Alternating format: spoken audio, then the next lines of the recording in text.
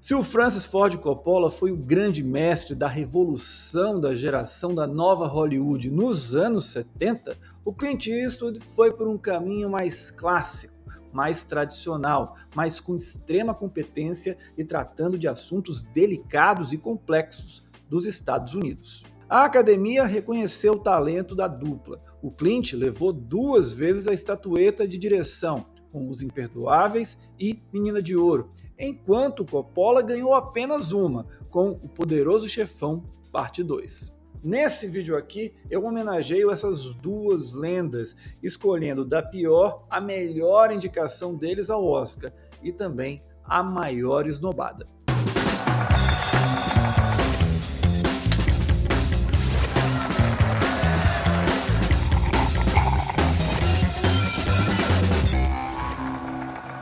Antes de começar, você já sabe, se inscreve aqui no canal do Cine7 no YouTube, ative as notificações e se você gostar do vídeo, dê um joinha. Toda segunda e sexta-feira tem vídeo novo sobre o Oscar.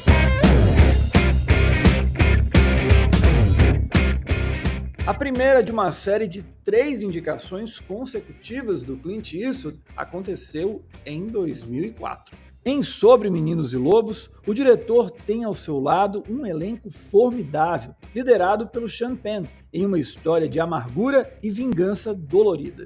Com sua condução elegante, o Clint extrai toda a potência de uma trama até comum, conseguindo a elevar a um patamar altíssimo. A sequência em que o protagonista descobre a tragédia que ocorreu é uma das maiores da carreira do Clint como diretor. O Clint teria tudo para vencer aquela temporada de premiações, não fosse o Peter Jackson não dar chances para ninguém com O Senhor dos Anéis, O Retorno do Rei.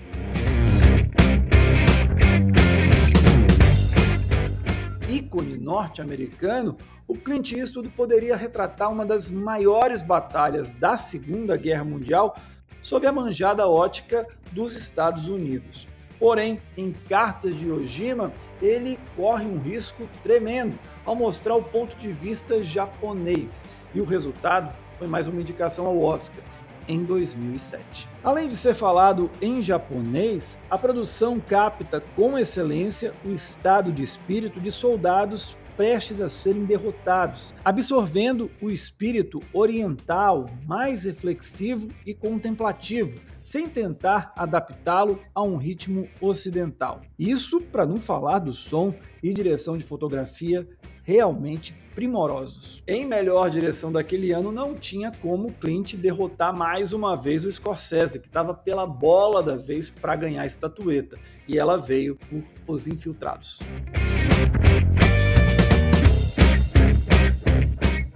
A segunda estatueta do Clint em melhor direção veio na cerimônia de 2005. Desde a construção dos personagens até a condução da trama, executada de forma precisa, tudo se encaixa à perfeição, incluindo um desfecho corajoso para um diretor muitas vezes taxado de conservador. Se você quer saber mais sobre a virada de Menina de Ouro para cima de O Aviador, estou deixando o link na descrição onde eu conto essa história.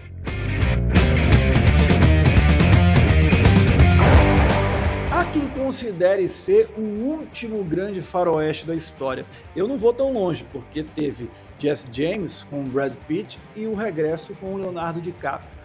Mas Os Imperdoáveis é sim uma obra-prima do gênero. O Clint realiza bem-vindas transgressões de marcas sagradas do western, ao trazer o herói envelhecido e cansado, o xerife corrupto, o homem negro como fiel escudeiro do protagonista e personagens femininas se opondo ao domínio masculino predatório. Com isso, Os Imperdoáveis atualiza o gênero para os tempos modernos, com momentos de tirar o fôlego e figuras inesquecíveis.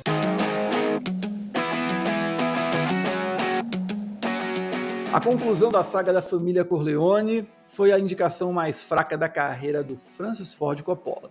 E não, O Poderoso Chefão Parte 3 passa longe de ser um filme ruim ou até dispensável, como muita gente insiste por aí. O longa consegue transmitir a sensação de tragédia que acompanha a velhice de Michael, como resultado de uma trajetória sombria e marcada por muita violência. E a sequência final no teatro é fabulosa. Não fosse a excelência dos dois primeiros filmes, eu tenho certeza que O Poderoso Chefão Parte 3 seria considerado uma obra-prima com facilidade. No Oscar 91, porém, o Coppola acabou perdendo para o Kevin Costner de Dança com Lobos, em uma categoria que, na verdade, deveria ter ido para o Martin Scorsese e Os Bons Companheiros.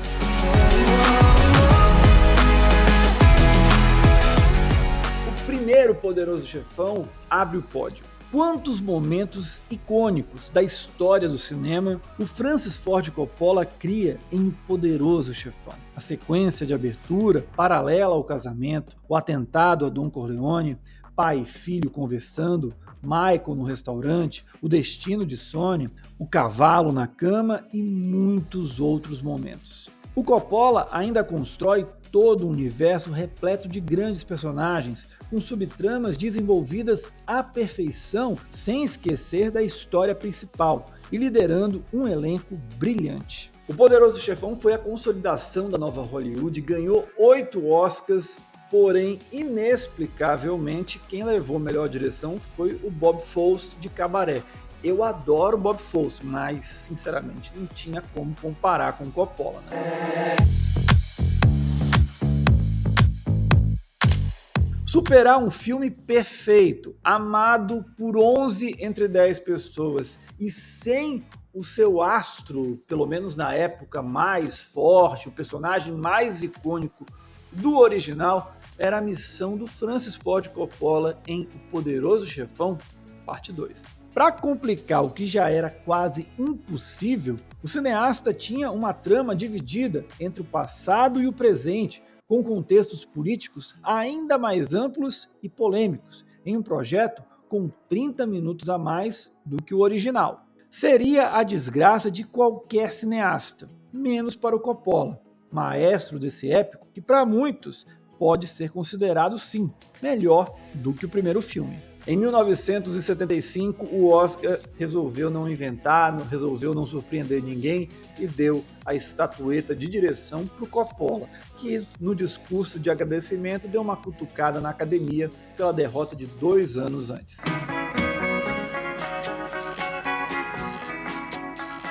Sem novidade no front, Platoon, Nascido para Matar, O Resgate do Soldado Ryan, todos esses tentam, mas não há como tirar Apocalipse Now como o maior filme de guerra já feito na história do cinema. O grande culpado disso é o Francis Ford Coppola, com toda a escala épica para dar dimensão do horror da guerra.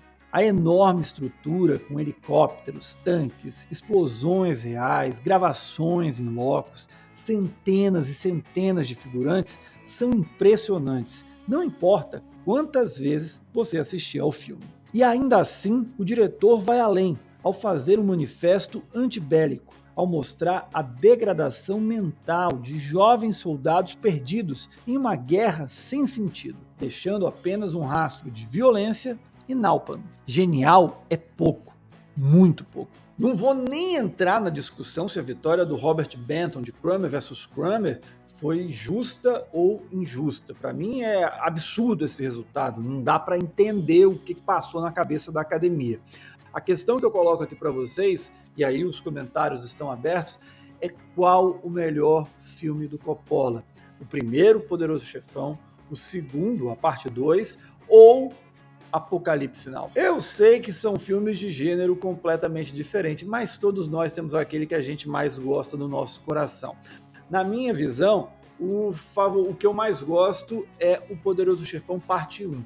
Porém, em relação à direção, eu acho que a do Apocalipse Now é mais marcante. Em filmografias tão fartas, é complexo você escolher apenas uma esnobada.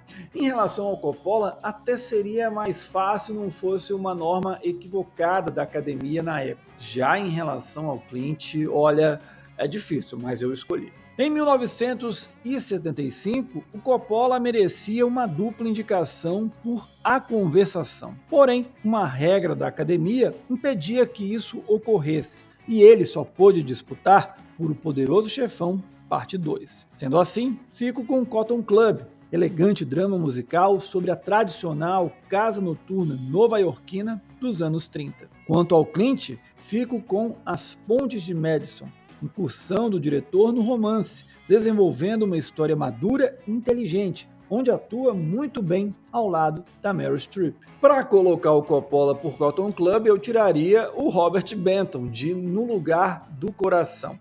Já para colocar o Clint por Pontes de Madison, eu tiraria o Chris Nolan, de Baby, o Porquinho Atrapalhado.